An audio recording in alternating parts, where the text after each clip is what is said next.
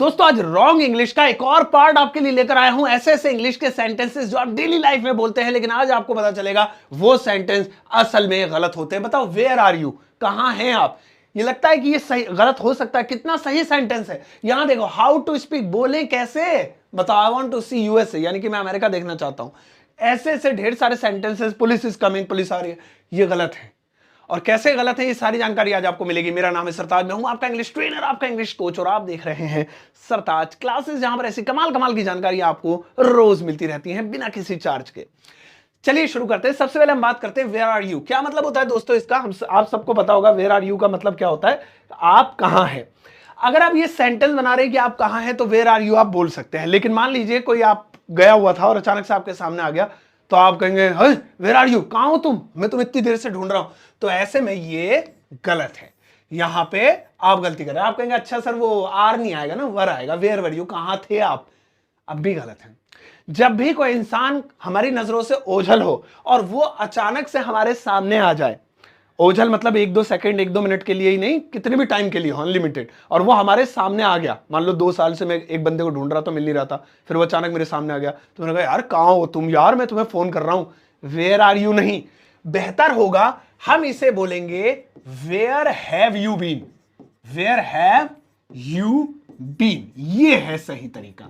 तो जब हम किसी इंसान को तलाश रहे हो या तलाश नहीं रहे, वो हमारी नजरों से ओझल है और वो फिर हमें मिले, तो हम ये नहीं कहेंगे where are you, where were you, ये बोलेंगे वेयर हैव यू बीन। यार वेयर हैव यू बीन, आगे टाइम भी जोड़ सकते हैं। फॉर अ मंथ, पूरे 1 महीने तक कहां थे आप। फॉर 2 ईयर, 2 साल से कहां थे आप, ऐसे। तो अब आगे से ध्यान रखिएगा, वेयर वर यू नहीं, वेयर हैव यू बीन। अब आगे आता है हाउ टू स्पीक। क्या मतलब होता है इसका, कैसे बोलें, यही तो मतलब होगा, कैसे बोलूं या बोले, है ना, बोलूं ये कर देते हैं। लेकिन बच्चों ये रॉन्ग है, इनकरेक्ट है। क्यों इनकरेक्ट है, वजह क्या है, वजह यह है इसका ग्रामेटिकल स्ट्रक्चर जो कि इनफॉर्मल है।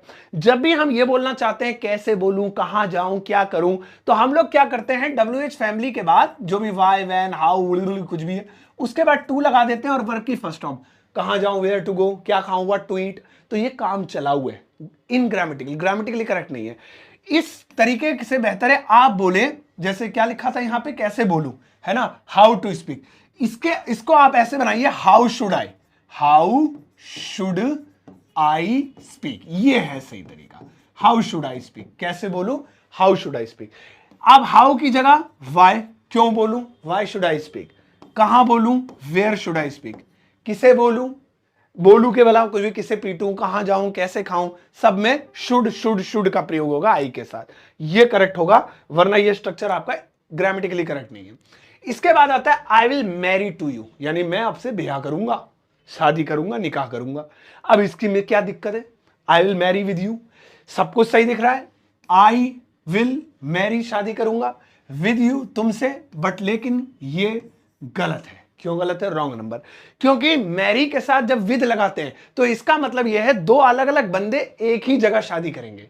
जैसे मैं आपके साथ शादी करूंगा, आप कहेंगे सर मेरे से क्यों, मैं कह रहा मेरा मतलब है मेरी जिनसे शादी होगी और आपकी जिनसे होगी, आपके साथ ही करूंगा, एक ही डेट रखेंगे, खर्चा कम होगा, एक ही साथ मेहमानों को बुला लेंगे, ये हुआ इसका मतलब। लेकिन अगर मैं कहना चाहूं नहीं, मैं आप ही से शादी करूंगा, आपकी और मेरी शादी होगी, तो ऐसे में विद नहीं टू लगाएंगे। जैसे ही गॉट मैरिड, जैसे उसकी शादी हुई, है ना, ही got married with a doctor, नहीं, डॉक्टर के साथ हिंदी में जरूर बोल लें, लेकिन इंग्लिश में to a doctor. He got married, अब एक गोई लिख दिया मैंने, he got married to a doctor. आज क्या हो रहा है मुझे, चलो, he got married to a doctor. I will marry to a lawyer, यानी कि मैं एक वकील से शादी करूंगा। तो के साथ हिंदी में भले ही आ जाए, लेकिन इंग्लिश में विद नहीं लगाएंगे, मैरी, मैरिज वगैरह के साथ। अब आता है आपका अगला, नेक्स्ट है I want to see USA, मैं यूएसए देखना चाहता हूं। इसमें क्या गलती है, वांट टू भी सही है, सी भी सही है, लेकिन ये सेंटेंस दोस्तों रॉन्ग है। ये कहीं ना कहीं आपको गलती का सामना करवाएगा और फिर ऐसे में आप लोग कहोगे कि मैंने ये रॉन्ग बोल दिया। क्या गलती है सुनेंगे। तो यहां पे जैसे आई वांट टू सी, है ना, यूएसए नहीं, द यूएसए, द यूएसए, ऐसे आप कहेंगे अच्छा तो बद्दा की गलती थी, ओहो तो इंडिया है तो ना, इंडिया के साथ दानी लगाएंगे। क्यों? अरे सर ये क्या बात हुई, इंडिया के साथ दानी लगाएंगे? हाँ इंडिया के साथ नहीं लगाएंगे, यूएसए के साथ लगाएंगे। और इंडिया के साथ लगाएंगे तो गलत हो जाएगा, यूएसए के साथ नहीं लगाएंगे, जैसे कि देखो यहां नहीं लगाया तो गलत हो गया। अब लॉजिक क्या है इसके पीछे का, ये समझ लो। लॉजिक ये है कि यूएसए असल में शॉर्ट फॉर्म है, एक कॉम्बिनेशन है कई सारे स्टेट्स का। यूनाइटेड, यूनाइटेड से ही वर्ड पता लग गया, जुड़ा हुआ, स्टेट्स ऑफ अमेरिका। तो अमेरिका तो खाली ये है ए से, लेकिन ये यूएस यूनाइटेड यानी बाकी के स्टेट्स जोड़कर मिलाकर पिचकाकर उन्हें अमेरिका बनाया, तो इसलिए ये प्लूरल हो गया। तो इससे पहले तो दा लगेगा, इंडिया इज इंडिया, पूरा यहां से वहां तक, कश्मीर टू कन्याकुमारी इंडिया भैया, कोई स्टेट स्टेट मत काउंट करो। ये नहीं कि उस स्टेट को मिला के मिला मुलू है भाई, इंडिया तो इंडिया।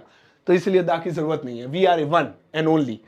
यहाँ पे वन एंड ओनली नहीं है बेचारा, इसे टेक्सास भी आ रहा हो, न्यूयॉर्क भी आ रहा हो, वाशिंगटन डीसी भी आ रहा हो, तो इसलिए थोड़ा सा दिक्कत पैदा करता है। टेक्सास आ भी रहा है नहीं, चलो तो कुल मिला के ये हो गया, ठीक है। तो दा लगाएंगे जब भी हम यूएसए की बात करेंगे, अदरवाइज बाकी कंट्रियों के लिए जो यूनाइटेड नहीं है उनमें वन नेशन है, तो हम उनमें, जैसे यूएई है वो भी यूनाइटेड एमिरेट्स, तो उससे पहले भी दा लगाना पड़ेगा, वो भी मिला मुलू के बनाया। अब आता है चलो अगला, पुलिस इज कमिंग। भाई पुलिस आ रही है, पुलिस आ रही है, क्या दिक्कत है इसमें? क्या अगर आप ये कह रहे हैं कि पुलिस आ रही है तो एक ही आ रहा है डंडा लेके कांस्टेबल? पुलिस आ रही है मतलब एक से ज्यादा ही होंगे।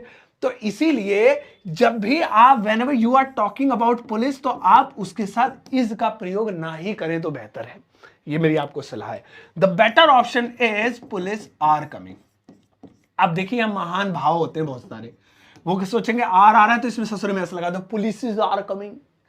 अबे भाई पुलिस अपने आप में ही प्लूरल है, पुलिस में ऐसे इस लगाने की जरूरत नहीं है। जैसे पीपल होता है ना, पीपल मतलब क्या होता है, लोग, है ना, पीपल, तो ये लोग मतलब ऑलरेडी अपने आप इक्वल, एक से ज्यादा। कुछ लोग इसमें भी एस जोड़ देते हैं, पीपल्स, पेड़ लगा दो उसके आगे पीपल का पेड़, ठीक है। तो कुल मिला के पुलिस के साथ आप हमेशा आर का ही प्रयोग करेंगे, ध्यान रखिएगा दोस्तों, यहां पर हम मिस्टेक कर देते हैं। इसके बाद आता है आई एम बोरिंग, मैं बोर हो रही हूं, मैं बोर हो रहा हूं। क्या मिस्टेक है इसके अंदर?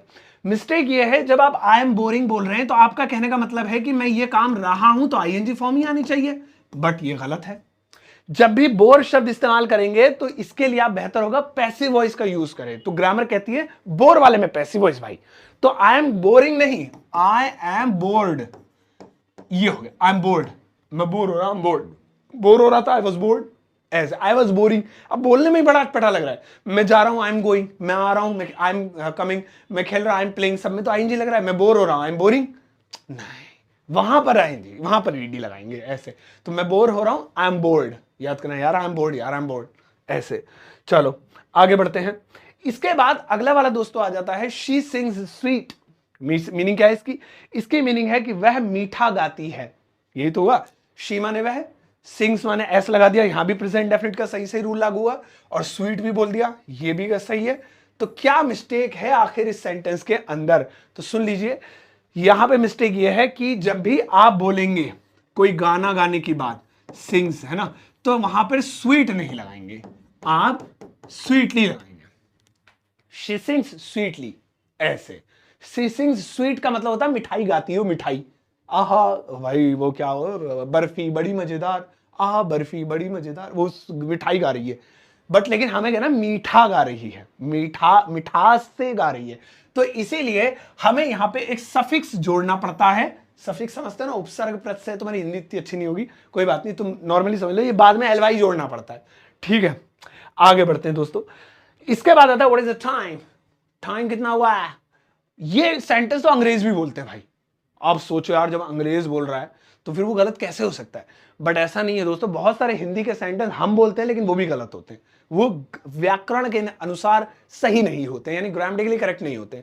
सो ये जो सेंटेंस है कि आपकी घड़ी में कितने बज रहे हैं, ये एक्चुअली में गलत है दोस्तों, ये सही नहीं, एक्चुअली में भी गलत है, एक्चुअली गलत है, ऐसे बोलना चाहिए। बहरहाल देखिए, इसे हम ऐसे बोलेंगे जब भी आपको किसी से टाइम पूछना हो तो ग्रामर के अनुसार what time is it, what time is it, ये है सही तरीका। व्हाट टाइम इज इट, कितने बज रहे हैं, ऐसे पूछेंगे। व्हाट इज द टाइम, ऐसे नहीं, सही है। तो व्हाट टाइम इज इट, तो आप आगे बढ़ना चाहते तो बाय भी लगा सकते हैं, बाय योर वॉच, आपकी घड़ी में कितने बज रहे हैं, ऐसे भी कर सकता हूं। What is the time by your watch, ऐसा। चलो आगे बढ़ते हैं।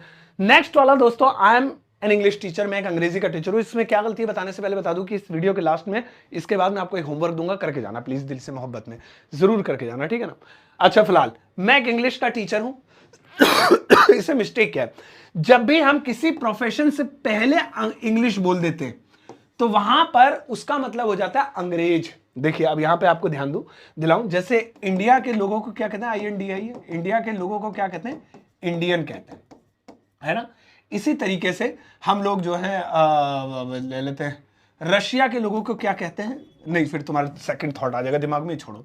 अब हम लोग ले लेते हैं, चाइना के लोगों को क्या कहते हैं, चाइनीज कहते हैं, है ना, चाइनीज कहते हैं। इसी तरीके से इंग्लैंड के लोगों को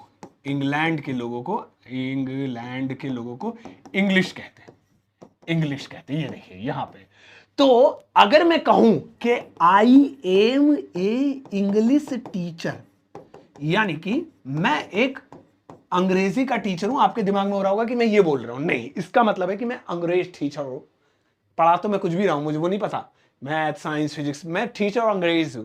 अब आप कहेंगे अंग्रेज थोड़ी है सर, आप तो इंडियन हो, तो भाई सेंटेंस गलत है।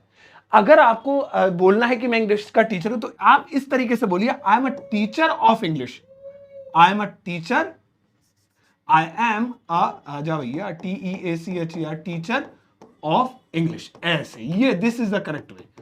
ये नहीं ऐसे आप दूसरों को बोलते हैं, she is my English ma'am, she is my Hindi teacher. ये जितने भी आप सब्जेक्ट जो है लैंग्वेज वाले लगा देते हैं ना, तो वो उस कंट्री का एक्चुअली वो बन जाता है सिटीजन, तो ऐसा लगता है कि वहां का देश का है, तो ये गलत है, I am an English teacher नहीं बोलेंगे। फिलहाल यहां पर आपको ढेर सारी चीजें पता चली होंगी और गलतियां भी सुधार लीजिएगा प्लीज। अब मैं आपको एक छोटा सा होमवर्क देता हूं, करिएगा, उसके बाद एक कमाल की बात बताऊंगा व्हाट्सएप से रिलेटेड और मेरे कोर्स से रिलेटेड, बस खत्म, जल्दी से 1 मिनट लूंगा। तो यहां पर ज्यादा नहीं, बस एक सेंटेंस लिखा हुआ, जल्दी से इसको देखिए, इसकी इंग्लिश ट्रांसलेशन आप इस वीडियो के कमेंट सेक्शन में कर दीजिएगा, वीडियो को पॉज करके देख लीजिएगा, इसका आंसर दीजिएगा।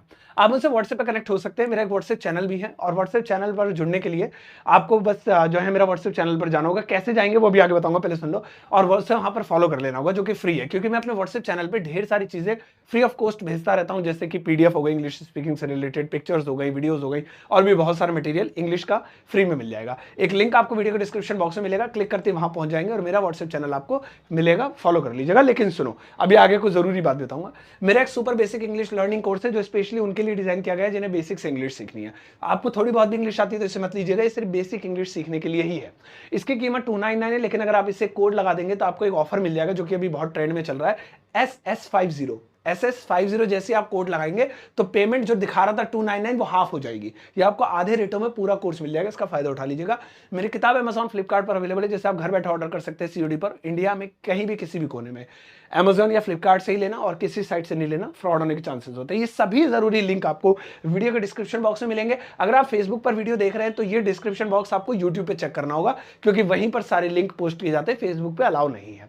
अब जाओ इस वीडियो को सबके साथ शेयर करना, जाते आते एक प्यारा सा लाइक देकर जाना।